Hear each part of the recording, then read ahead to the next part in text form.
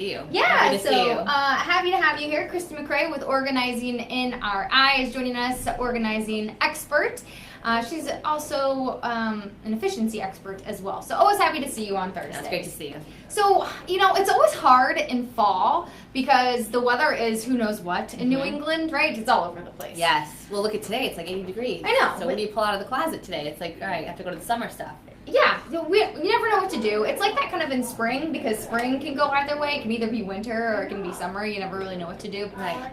But do you have a suggestion to rotate your wardrobe? Why do you think it's a good idea, even in New England, to rotate your wardrobe? So I always ask my clients, when was the last time you took everything out of your closet? Emptied the entire closet down to the bare shelves. When I move. Yeah, that's what most people say. Yeah. When I moved in, that's what most people say. So I want you to think about things that are on the floor in your closet, stuck to the back of the closet.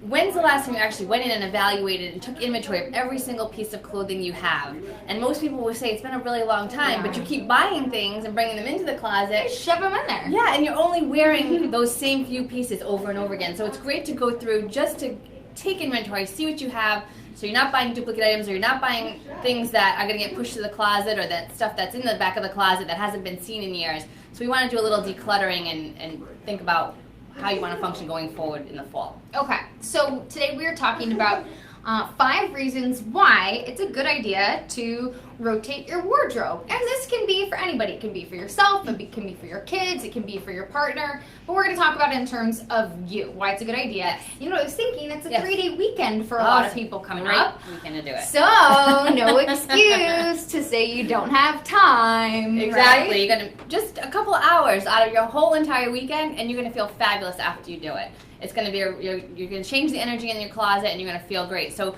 put this on your to-do list for this weekend. Bang it out, and you'll be done with it. For the fall, you won't have to do it again until the spring. Yeah, exactly. Okay, so idea number 1, or here's a reason why. These are 5 reasons why Kristin came up with why you should rotate your wardrobe.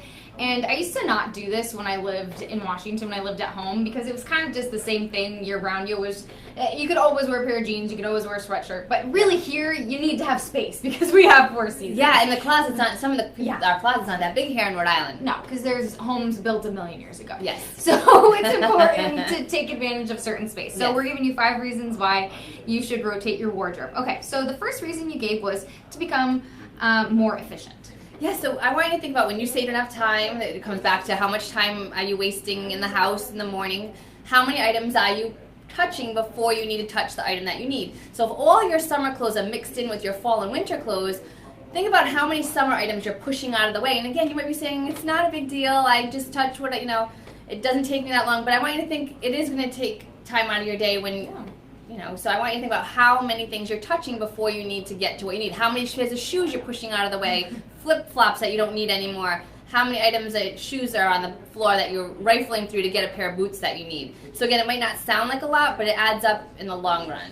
So I want you to think about how many items you're touching in the morning. It's so true. I think a big struggle for a lot of people is just when to do it. And I think that's the biggest struggle that people face is when do I change? Is there a good time? Can you do it over a course of time? So hours meaning or the season, like what part of the month do you do it? Yeah, what part of the month, because the seasons transition here. So I would do it, this is a great time to do it. And then what I usually do is I'll leave some shells, like my tank tops that I want to wear under clothes, like your layering pieces, leave those in the closet because those are great probably layering pieces for the winter. So you can think about what is it, though, that you're not going to wear? Your shorts, you're probably not going to wear. You're not going to pull those out now. You might, but you probably won't. Like flip-flops, bathing suits. How often are you grabbing bathing suits in the winter, unless you're going away on a cruise or a trip or something like that? Put those in in a seal-type bin maybe in the closet, tucked away. So pull those out when you need them. But now you can have an empty drawer to put sweaters in. Yay! Yeah. Sweaters! So Okay. things like that. So the clothes that you definitely switch it out now, and you know what you're not wearing now. Your white pants, your things like that. And that way too, when the weather really does change, when it finally does change, you'll already have that stuff that you do need to wear rather than going to dig it out somewhere else. Right. Okay. Exactly. Okay. So the second reason you said is you'll feel refreshed. Yeah. So again, the energy in your closet could be stagnant. Think about, I have clients that they're walking over things to get into their closet. The clothes are on the floor. the energy in your closet makes a big difference. When you wake up in the morning and go pick something to wear, you don't want that to be the first thing to drag you down your closet. So how many things, even believe it or not, the way the hangers you're using, like if you're using all these wire hangers, which aren't great for your clothes, if you're using wire hangers, that's one thing you probably want to get rid of because it ruins your clothes. It ruins the arms, they rust. It's just not great for your clothing. So whatever type of hangers you pick, it could be anything from the velvet to the wooden hangers, as long as they fit in your closet, but make them consistent. And I say that because, again, you want to be able to look at this closet. I mean, not that it has to be pretty, but you want it to be inviting and welcoming, and you want to be able to function well in your closet. And if it's kind of a jumbled mess, you're not going to be as efficient as you can. You're not going to feel as good. You're not going to feel as good in your closet. You're going to open it in the morning and say, oh, I don't know where anything is. So once you get it organized, you'll feel good. Okay. So then number 3, you'll know what you have. And that's a big one, because how many black tank tops do you have? How many black skirts do you have? How many black pairs of pants do you have? How many of you actually, if I would ask you what you have in your closet, do you actually know? And again, how much are you actually wearing? There are people that have items in their closet from the 90s.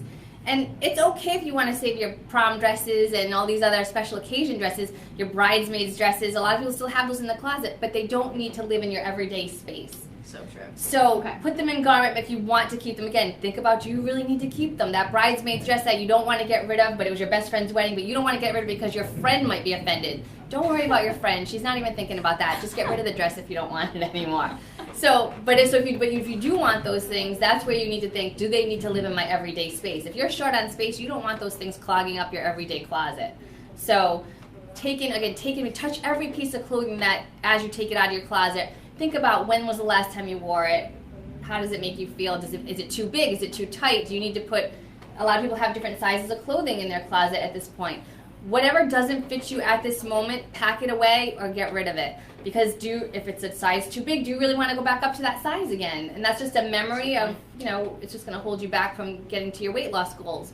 So think about, that's why you need to take inventory. I want you to touch every piece, see what fits, what doesn't fit, know what you have, so that when you go shopping, you know exactly what to buy, and you can move forward from there. Okay.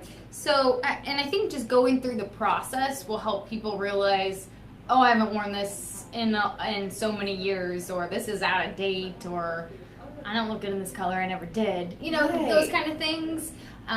So when you go through and rotate your wardrobe, you're going to notice a whole lot of other things that you can get rid of and open up more space. Exactly. I have a client that found $1,000 worth of gift cards in her closet because she hid Christmas gifts and she forgot she put them there. So we were going through her closet, she found all these gift cards. So into that closet. You never know what you're going to find in a closet. I have another client that she was saving up money for a trip, cash, and she had put it in her closet, but she forgot where it was. She had looked all over the house looking for it. She knew she saved this money. We were going through her closet and found this money. She's like, oh my God, we went on the trip. I didn't have this money, and so you never know what you're gonna find. You put things there, and then things get buried on top of it, and you never know, what you're gonna find. Well, good for her. I'm glad. Yeah, there's some lot of good And that was number 4. Is you'll find things. Yeah. You find maybe you'll find some money. Yes, I have clients that bought duplicate pairs of shoes. They had this favorite pair of shoes, but they couldn't find a match. So they went out and bought another pair just like it, but then we found the other shoe and we were going through things. So, if you want to feel enlightened this weekend, you want it to be a cathartic experience for you, just go through your closet, take everything out, clean the walls, clean the shelves. Oh, you'll feel so good.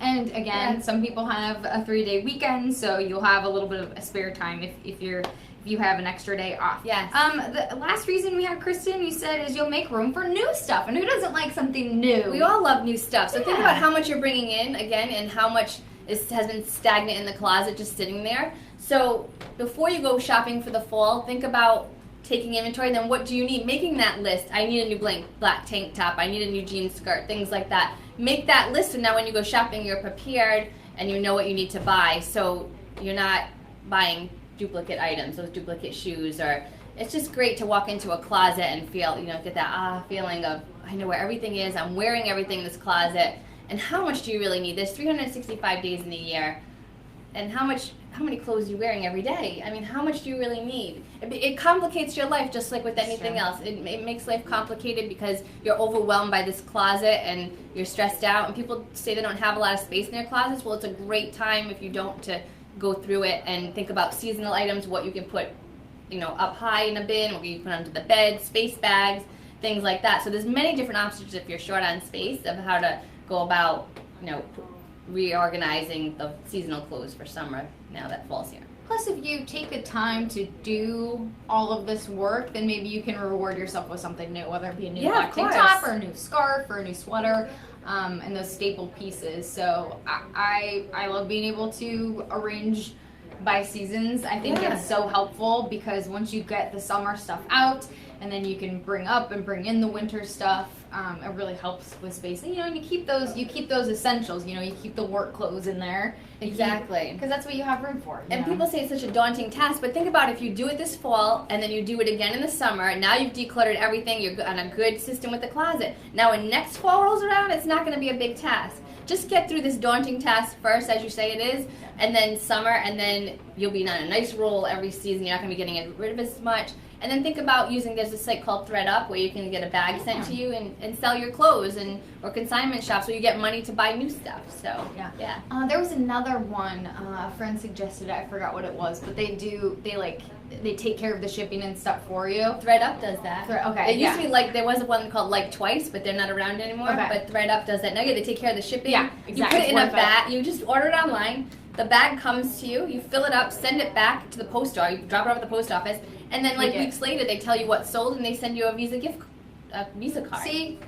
Why not? Why not? Need to get rid of stuff where you can donate it. There's a lot of good causes out there. If you're not using it anymore, you can donate it. I've made several trips to Salvation Army, Goodwill. There's a lot of charitable groups out there. So make use of the stuff that you're not using. Right? Exactly. However you want to get rid of it, it's great. Just get rid of it at some point. Yeah, if you're not using it, get rid of it. Give it to someone who can use it. Yes, exactly. Awesome. Well, Kristin MacRae with Organizing in Our Eye. Thank you so much for joining us. Thanks, Molly. We will see you next week.